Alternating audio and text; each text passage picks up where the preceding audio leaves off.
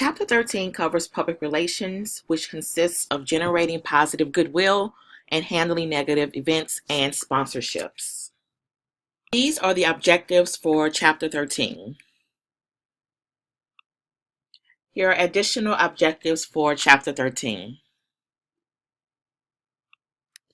This chapter examines the public relations functions and addresses issues of corporate reputation, social responsibility, and damage control. Sponsorships and event marketing will conclude the chapter.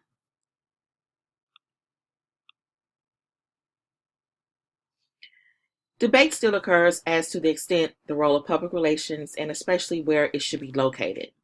Some argue that PR is different than marketing and should be its own department. Others argue that it should be part of marketing since it involves internal and external communications.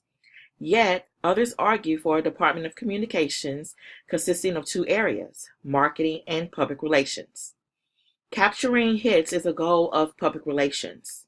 A hit is the mention of the company's name or its brands in a news story or in any media. For individuals involved in PR, it is important to develop a strategy that fits with the IMC effort so the company speaks with one voice.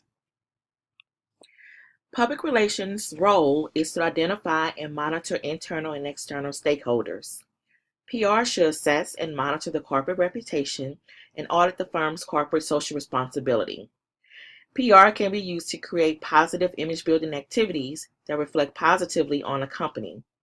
It also has the responsibility to prevent and reduce damage from negative events.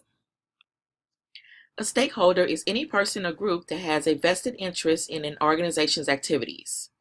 Employees are a critical internal stakeholder. They are a powerful channel of news, both good and bad. It is important for employees to receive constant communications and be the first to hear news, rather than hear it from someone else outside the organization. Public relations should work with the HR department to ensure the messages being sent to employees are consistent with the company's external communications and IMC plan. PR monitors the external communications the company has little or no control over. Every contact point between a company and a stakeholder group should be monitored, especially unplanned contact points such as newscasts. This is a list of primary stakeholders. Employees are the primary internal stakeholder. External stakeholders include the community, media, and special interest groups. A corporate reputation is valuable but very fragile. It is important to assess a company's reputation on a regular basis. It is the role of the Public Relations Department to monitor the corporate reputation. Considering its importance, less than half of companies do this. A number of factors can affect a company's image. Some destroy the company's image, others can enhance the image. Companies are expected to monitor their employees to ensure discrimination and harassment do not occur. Marketing managers and the Public Relations Department need to watch all communications to ensure none are misleading, deceptive, or offensive. By becoming involved in the community and with social causes, companies can build goodwill. Companies have an obligation to act ethically and to consider the needs of society. Consumers today expect corporate transparency. It is the responsibility of management to ensure the company and its employees act in a socially responsible manner.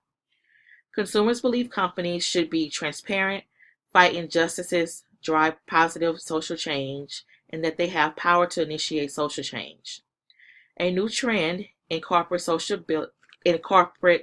responsibility, also known as CSR, is purpose marketing or pro-social marketing, which involves advertising that focuses on values, behaviors, and beliefs of the company.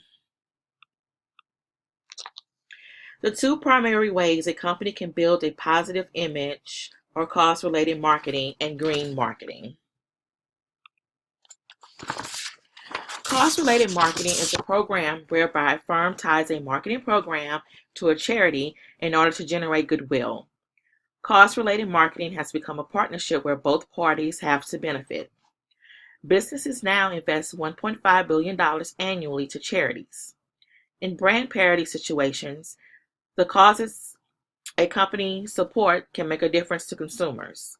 It can create a bond with the customer, depending on how strongly they feel about the cause.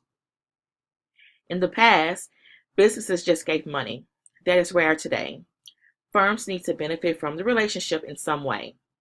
It works best if the cause is related in some way to the business. But companies have to remember that causes one person likes, another may dislike. It is always a balancing game.